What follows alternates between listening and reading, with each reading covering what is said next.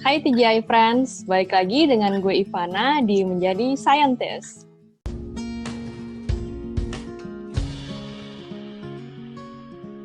Nah, salah satu pertanyaan yang paling sering gue dapet dari mahasiswa gue saat gue masih ngedosen adalah mengenai magang. Karena kebetulan gue itu di kampus yang sangat sering menggaung-gaungkan pentingnya magang gitu. Terus mereka sering banget nih nanya, Miss, emangnya dari magang itu ujung-ujungnya bisa hiring ya? Jadi kita tuh perlu banget kayak menunjukkan kemampuan kita selama magang gitu.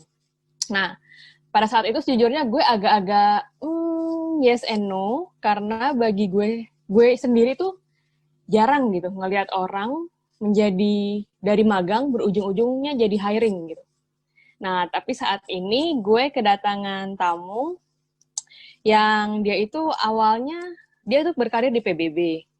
Terus awalnya itu dia mulai dari magang, tapi ujung-ujungnya hiring nih.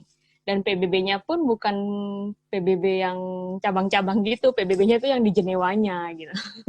Hari ini kita kedatangan tamunya, yaitu kita sambut Ruth Marilyn Grace Sidabutar. Halo Ruth. Hai. Iya, apa kabar Tadi dia sebenarnya base-nya di Swiss, tapi apparently dia lagi di Barcelona nih guys. Iya, kabar baik, kabar baik. Nah, jadi Ruth ini seperti yang tadi gue mention, sekarang tuh kerja di PBB di Jenewa. Tepatnya tuh di International Telecommunication Union. Ya. Nah, itu tuh suatu cita-cita lu dari dulu, apa lu nyoba-nyoba terus dapet, apa bagaimana sih kerja di PBB tuh?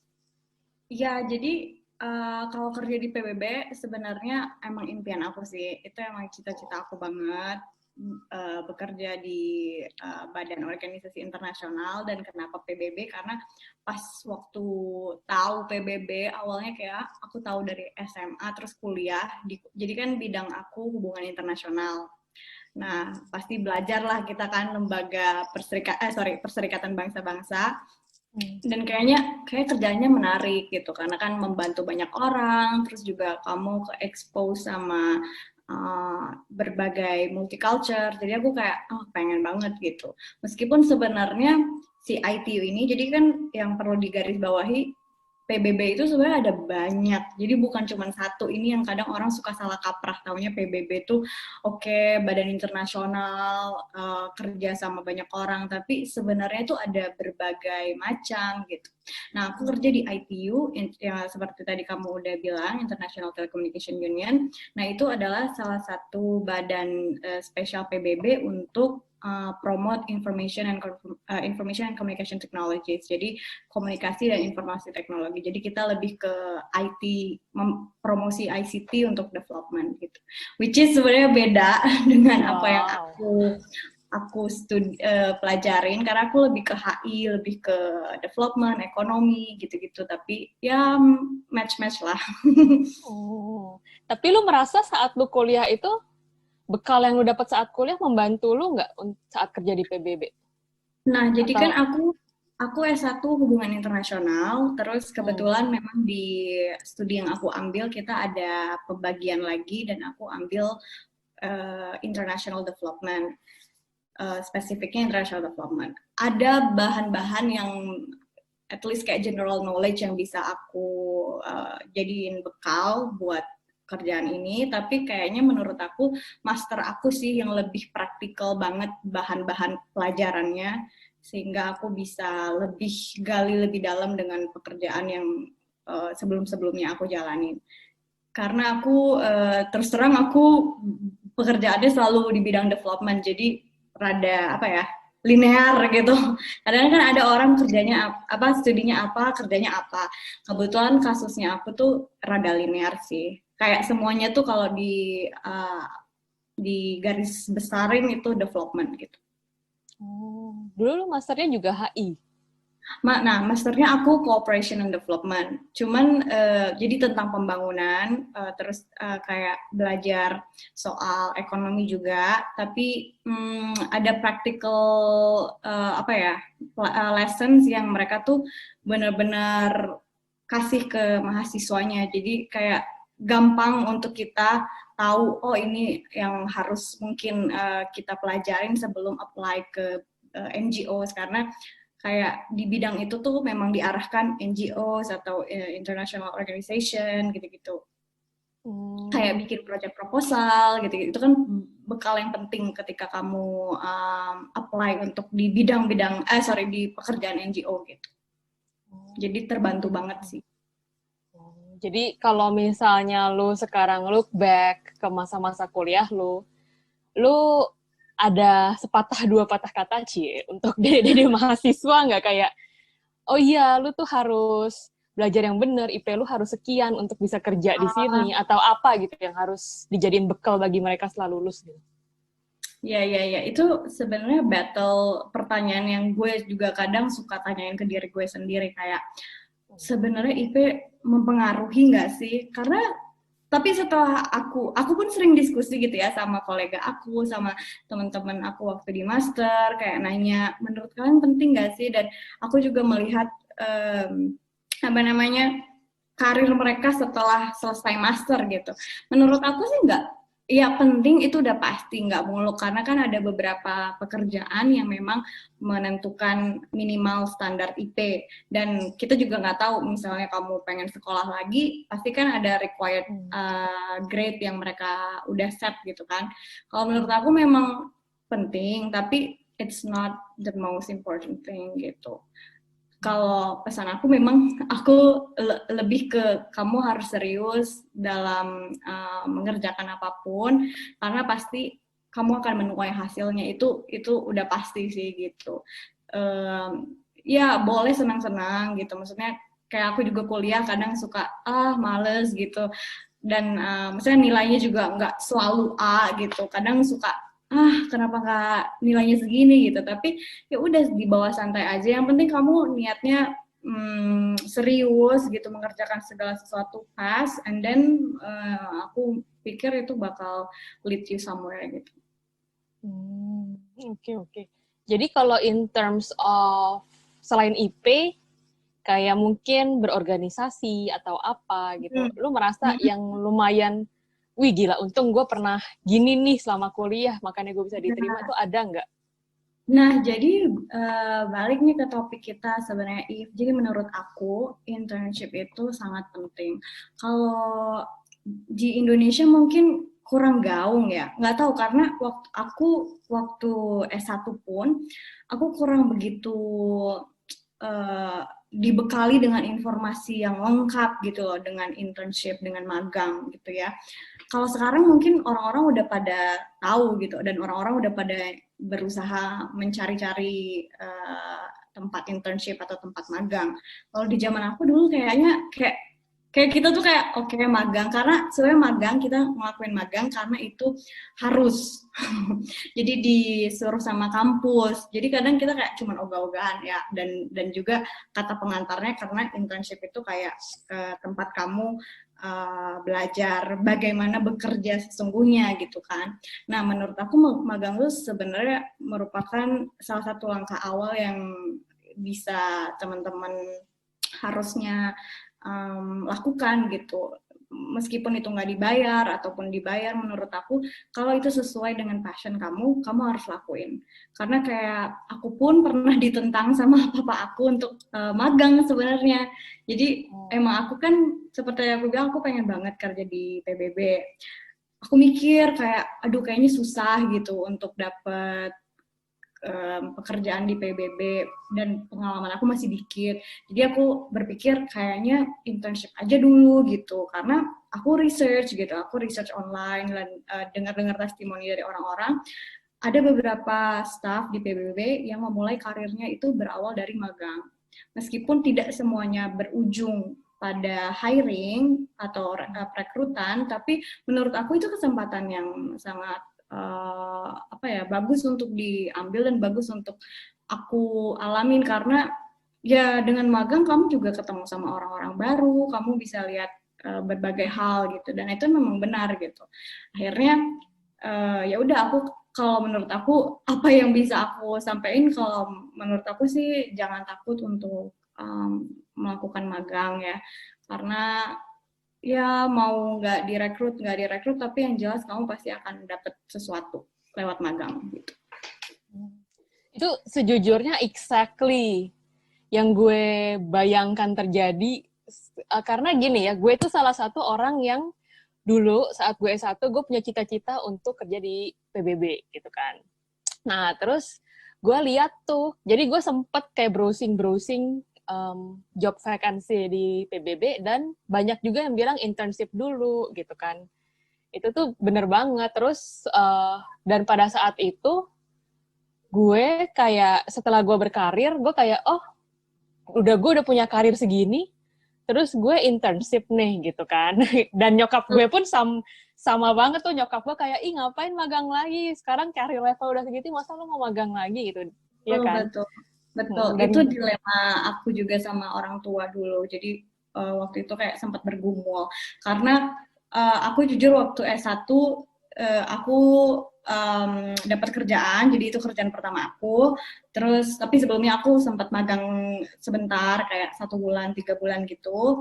And then after that aku kuliah S2. Nah, habis kuliah S2 aku balik lagi ke Indonesia, terus aku kerja, and then belum dapet tuh kerjaan United Nations-nya, PBB belum dapet, dan aku masih kepikiran karena kan memang itu cita-cita aku. Dan akhirnya aku apply lagi internship, tetap apply internship, dan aku juga tetap apply pekerjaan yang yang bukan internship gitu. Terus ternyata ya pada saat itu dapetnya tawaran untuk magang. Ya papaku sama kayak yang kamu bilang, jadi ngapain kamu kok, kesannya bagi papaku tuh, kesannya bagi dia kok kayaknya kamu downgrade gitu loh, karena udah kerja, udah dapat income, kok ngapain. Dan ya sayangnya ya magang di PBB memang rata-rata tidak digaji, jadi unpaid. Itu memang sempat ini sih kayak aduh, dan itu juga salah satu isu yang sampai sekarang belum diselesaikan, meskipun beberapa badan agensi PBB, badan PBB udah ada yang ngasih at least ngasih kompensasi, jadi nggak semuanya tidak dibayar gitu. Tapi kayak back then you were actually kind of betting dong ya, kayak betul banget. Dan aku tipe orang yang ketika aku udah pengen sesuatu, aku harus dapetin gitu. Dan aku kayak yakin aja gitu, meskipun aku juga dalam hati kayak, aduh ini worth it nggak ya, udah nggak dibayar. Terus emang iya sih kesannya kayak downgrade kayak tadi papaku, misal concernnya papaku, dan dia bilang ke aku, ini ya nanti kamu kalau misalnya ditulis di CV udah kerja magang, kayak kok aneh gitu, dia bilangnya gitu. Ada aku kepikiran kan, aduh emang iya ya HR, karena kata dia HR nggak peduli kamu mau magang di mana, yang dilihat kan pengalaman kerja kamu, bukan pengalaman magang kamu. Nah di situ aku agak berbeda opini, berbeda pendapat. Nah ya meskipun akhirnya aku buktiin ke papaku, karena magang itu aku bisa sekarang dapat pekerjaan gitu di PBB gitu. Jadi nggak selamanya sebenarnya magang itu sesuatu yang buruk, dan memang sebenarnya tidak ada yang buruk gitu untuk magang. Magang tuh benar-benar memberikan kamu kesempatan buat kamu untuk menggali potensi lebih, dan kalau kamu memang anaknya pintar, supel, dengan komunikasi yang baik, aku rasa kita tuh bisa dapat at least kalau nggak rekomendasi letter ya kan, ya mungkin dapat pekerjaannya gitu. Gue setuju sih, gue setuju banget. Terus, dan menurut gue yang menarik lagi dari profile lo adalah selain tadi itu, lo kayak berani take risk untuk magang dulu, itu adalah, how to put it, kayak menurut gue setelah gue bekerja, untuk bekerja itu kayak ada artnya gitu.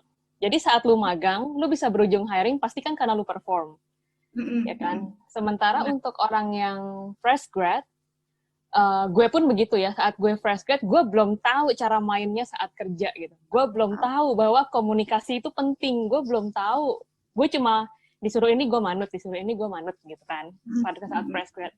Nah, berarti lu bisa dari magang menjadi hiring, berarti lu udah tahu gitu loh cara mainnya dalam bekerja supaya lu dinotis atasan lu gitu. Lu sebelumnya udah banyak pengalaman kah sehingga lu udah bisa itu, atau lu intuitively doing that gitu saat lu magang? Jadi iya tadi aku sempat singgung sedikit ya. Jadi memang setelah aku S1 aku udah dapet pekerjaan dan kebetulan pekerjaannya itu di kayak NGO, no bukan NGO sih, apa lembaga donor internasional namanya USAID. Mereka punya project dan itu pekerjaan pertama aku sih. Dan ya awalnya juga kagok karena kan sebelumnya aku memang belum punya pengalaman apa-apa, cuman ya aku eager to learn dan aku waktu itu yang termuda di timnya. Tapi ya gitu maksudnya kalau menurut aku benar kayak tadi kamu bilang, aku ngerasa kalau kamu lagi magang ataupun ketika kamu melakukan sesuatu, kita tuh nggak boleh menunggu orderan dari atasan aja gitu. Kamu juga harus inisiatif karena cara-cara kecil kayak gitu ketika kamu nanya ada lagi yang bisa aku bantu itu mereka akan notice kita dan tahu kayak oh nih anak sebenarnya pengen belajar oh oke, kita kasih nih pekerjaan ini ke anak ini gitu dan let's see kamu bisa perform atau enggak dan jangan ragu juga kalau kamu nggak ngerti tanya aja karena nggak ada salahnya untuk bertanya kalau kamu nggak tanya kamu malah bingung kan tambah bingung. Nah itu yang aku lakuin ketika magang waktu di UN itu aku sebenarnya benar-benar takut karena itu kan wow ini pertama kalinya aku sebenarnya bukan pertama kalinya magang di luar sih. Jadi dulu waktu S2 memang diwajibkan juga untuk program magang, jadi aku udah pernah sebelumnya. Cuman ini pertama kalinya aku magang di luar negeri di PBB, which is yang benar-benar mimpi aku gitu. Jadi waktu itu awal-awal takut, terus kayak oke, ini gimana?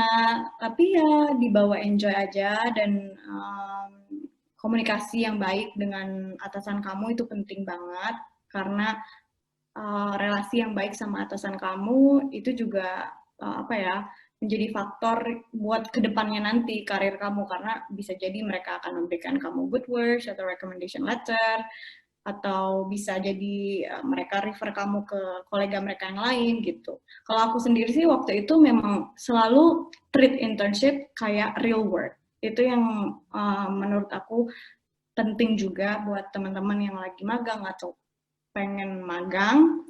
Jangan menganggap, aduh magang ini kayak semu gitu loh kayak kerja ya apa ya gimana ya ngomongnya kayak kerja iya tapi kadang kan ada yang nggak dibayar jadi kan males-malesan ya If karena kayak kalau kerja tapi digaji kan mungkin oh oke, gue semangat gitu tapi ya yang nggak juga gitu itu yang sebenarnya aku selalu tekankan dan If kalau aku boleh cerita sebenarnya di tempat aku sekarang aku juga hire interns gitu.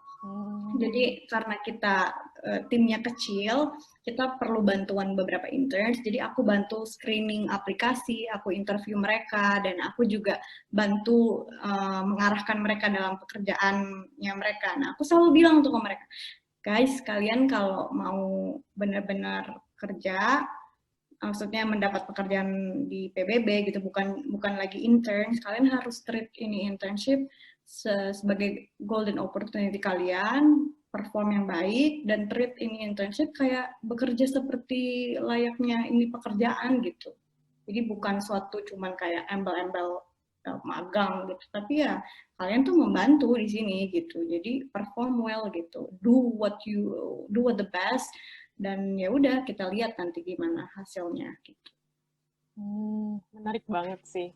Gue sepanjang lu bercerita, gue kayak berkaca gitu. Dulu tuh gue magang ngapain ya?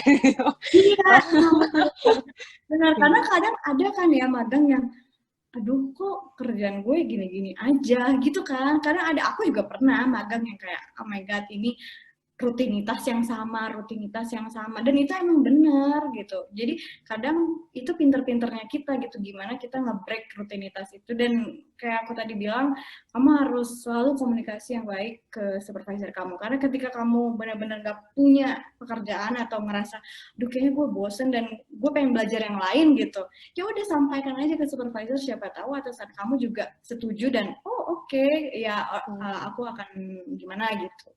Jadi itu penting sih. Betul, gue setuju banget sih. Jadi buat teman-teman yang masih dalam journey mencari karir, itu komunikasi itu salah satu yang gue merasa ternyata dalam karir itu sangat-sangat pentingnya.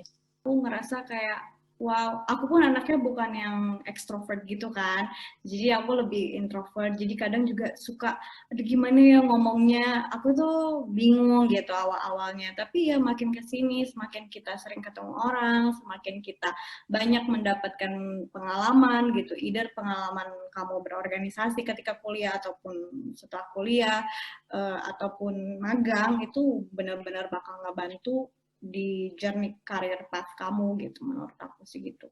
Gue itu kan seperti yang tadi gue mention, gue juga pernah punya cita-cita pengen kerja di PBB, ya kan? Nah, tapi makin ke sini, gue tuh ternyata makin tertarik dengan riset di laboratorium nih. Terus gue jadi mikir, tampaknya saya semakin jauh dari bekerja di PBB, gitu kan. Karena kerja di PBB yang gue tahu, terutama karena background gue medical science, dan gue punya teman yang kerja di WHO, kayaknya lebih ngurusin ke public health, policy, pembangunan fasilitas. Sementara gue tuh enjoy banget kerja di lab, gitu. Nah, gue tuh mau nanya dari lu nih yang udah kerja di PBB. Sebenarnya job desk lu kalau kerja di PBB tuh ngapain sih? Gitu. Ya, jadi balik lagi itu tergantung sama agensi PBB, karena agensi PBB itu udah berbagai macam, ada yang di bidang agriculture, ada yang kayak misalnya kamu medical mungkin mengarah ke WHO gitu. Nah, kalau aku ITU tadi seperti aku sebelumnya udah bilang, jadi kita memang promote ICT. Apa sih kalau di bahasa Indonesia ini ya? Informasi dan teknologi ya berarti ya, informasi dan komunikasi gitu ya, untuk development. Karena kayak sekarang gini nih lagi pandemik, tanpa ICT kita mungkin Betul. kayak bingung ngapain gitu. Jadi kita berusaha gimana caranya trying to connect people as well, karena seperti kita tahu nggak semua orang punya akses ke internet. Jadi itu yang salah satu hal yang kita lakuin di badan PBB yang tempat aku bekerja sekarang ini. Cuman fokus spesifik ke daily task-nya aku. Jadi kita lebih ke jadi kita setiap tahunnya mengadakan event, dan event ini dihadiri oleh beberapa multi stakeholder. Nah, di situ aku in charge di agenda dan program. Jadi aku harus bikin agenda dan program, aku harus komunikasi ke beberapa pihak eksternal, juga ke beberapa pihak agensi UN yang lain. Jadi banyak pihak terlibat. Jadi aku lebih kayak komunikasi, terus aku harus bikin report, kadang bikin drafts, speeches untuk Secretary General atau Deputy Secretary General, mempersiapkan apa ya, bahan presentasi kalau kita mau lagi meeting. Banyak sih, cuman lebih ke program kalau aku bisa garis besarin gitu. Nah, berarti kalau orang dengan background seperti gue, yang anak lab banget nih, atau teman-teman yang scientist, itu sebenarnya punya lowongan nggak sih kerja di PBB? Barangkali kan banyak yang mimpinya juga sama nih. Jadi meskipun PBB itu kayak garis besarnya development, menurut aku scientist pun itu termasuk development ya, karena tanpa riset kita nggak bisa memberikan atau menciptakan inovasi. Dan apa yang sekarang ini digaungin adalah inovasi, gimana caranya kita terus menciptakan hal baru ya kan. Dan scientist kalau menurut aku sih juga ada kok lowongan beberapa di PBB, jadi bisa masuk ke research development, bisa masuk ke science, technology, and innovation, tergantung badan agensinya, sekali lagi tergantung badan agensi PBB-nya. Tapi menurut aku di setiap badan agensi PBB biasanya harusnya ada sih, either tentang science atau research itu udah pasti ada. Tapi untuk spesifiknya kita lihat lagi di tergantung vakansinya mereka butuhnya apa gitu. Tapi nggak menutup kemungkinan sudah pasti itu ada untuk scientist. Jadi gue kenal Ruth dari sebenarnya Ruth ini punya yang akun Instagram memulai namanya Ide Muda, ya kan? Mungkin pertanyaan terakhir nih, boleh cerita sedikit tentang Ide Muda ini, kayak ngapain sih bikin Ide Muda? Terus apa yang mencoba lu achieve? Atau mungkin mau promosi dikit? Ya, thank you, If. Jadi ya benar, jadi aku sama teman-teman aku, kita waktu itu lagi teleponan, video call, waktu itu lagi masih sekarang juga ya, masa pandemik. Jadi pada saat masa-masa pandemik tuh kita lihat, oh udah mulai banyak event-event digital, virtual, lewat Instagram, YouTube, dan kita kepikiran kayak gimana kalau kita bikin suatu ruang ruang tempat orang-orang untuk berbagi cerita mengenai karir, beasiswa, kehidupan di luar negeri ke teman-teman di Indonesia gitu. Karena kita tujuannya adalah untuk sharing informasi. Karena aku juga berpikir sama teman-teman aku kayak iya ya, coba kita tuh dapat informasi segampang ini waktu kita kuliah itu kayaknya seru gitu. Jadi aku sama teman-teman kita berinisiatif akhirnya bikin Instagram account Ide Muda. Jadi buat teman-teman bisa follow @ide.muda. Tiap 2 minggu kita tuh bikin Instagram live. Kita akan menghadirkan narasumber, beberapa narasumber yang mereka akan sharing either pekerjaan atau beasiswa atau kehidupan mereka di luar negeri. Ada berbeda-beda topik. Dan harapannya sih semoga menginspirasi teman-teman yang menonton gitu. Iya, itu emang penting banget sih. Kadang gue tuh setelah hidup di luar kayak suka wondering gitu juga sih. Kayak orang Indonesia tuh kayak invisible giant, man. It's so big. There are so many people in Indonesia, tapi no one actually know Indonesia gitu. Mungkin mereka lebih familiar dengan Bali gitu kan, most people. Bener banget. Jadi sebenarnya salah satu yang aku juga suka bekerja di PBB, aku selalu treat myself kayak, okay, I'm an Indonesian ambassador. Karena aku di sana gitu, aku sebagai representatif Indonesia, mereka mungkin nggak tahu Indonesia. Some of them, they don't know Indonesia itu di mana gitu. Jadi aku suka, pastinya aku akan promote gitu, akan promote my country. Kayak kita kan, negara kita benar-benar sumber daya alamnya dan sumber daya manusianya sebenarnya kayak huge gitu kan. Cuman kita potensialnya tuh gede banget dan emang harus digali aja. Dan aku sebenarnya pengen banget gitu ngeliat lebih banyak lagi orang Indonesia kerja di PBB. Karena sangat-sangat dikit loh, yang aku lihat, terutama di agensi aku aja, kayak cuma 2 orang gitu orang Indonesianya. Dan aku pengen orang-orang muda juga lebih lebih berkarya lagi di kancah-kancah internasional. Aku tahu udah banyak banget orang Indonesia di berbagai bidang apapun, tapi of course kayak kita kan suka dong ngelihat sesama orang Indonesia di PBB atau dimanapun gitu, itu kan kebanggaan tersendiri gitu. Betul, setuju banget. Dan barangkali one day kita bisa melihat tempe itu seperti kimchi gitu kan ya, semua orang tahu, itu kan seru banget gitu ya nggak sih? Banget. Aku sangat-sangat antusias banget itu untuk selalu mempromosikan makanan Indonesia, dan aku nggak tahu kenapa orang-orang nggak tahu dengan makanan Indonesia, padahal makanan Indonesia seenak itu. Bener banget, setuju banget gue. Dan balik lagi ke topik adalah aku juga pengen banget supaya orang-orang tahu orang Indonesia itu pintar-pintar, sangat multi-talented gitu. So I want to emphasize like Indonesia itu, kadang orang Indonesia tuh mikir kayak, aduh orang bule ya, mereka suka bilang orang bule kan, kayak orang bule itu pintar-pintar, kayak ngerasanya superior gitu. Ya nggak semua orang ngerasa, cuman kayak pasti beberapa kita kayak ngelihatnya dipandang gimana gitu kan. Padahal ya nggak juga ya kan, If kamu mungkin udah kuliah di luar, pasti kan kayak kita juga bisa perform well dari mereka. Itu yang sebenarnya penekanannya tuh itu, kayak kalian harus buktikan gitu. Orang Indonesia tuh benar-benar smart. Aku kadang suka amazed gitu. Kita tuh salah satu negara dengan populasi yang terbanyak gitu kan di dunia, dan bibit-bibit unggulnya tuh banyak gitu. Jadi buat teman-teman yang ingin punya karir internasional, please don't hesitate, kayak try gitu. Gue akan menutup ini dengan jadi inget satu pengalaman gue di masa lalu saat gue kuliah di Eropa. Gue punya teman yang nanya ke gue, lu dari Indonesia? Dia sendiri orang Poland. Lu dari Indonesia?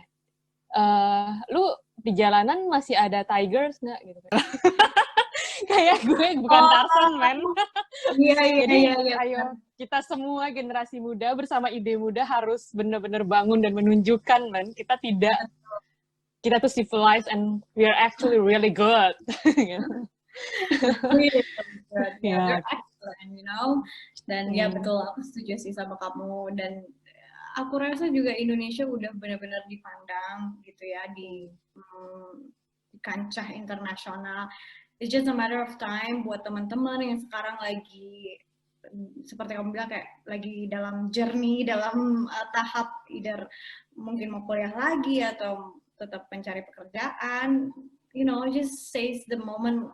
Ketika kamu dapat opportunity, just go grab it and you know, do what you like, do what you love. That's it. Setuju. Oke deh Ruth, thank you banget untuk perbincangannya, seru banget. Thank you so much If dari TGIF yang udah undang.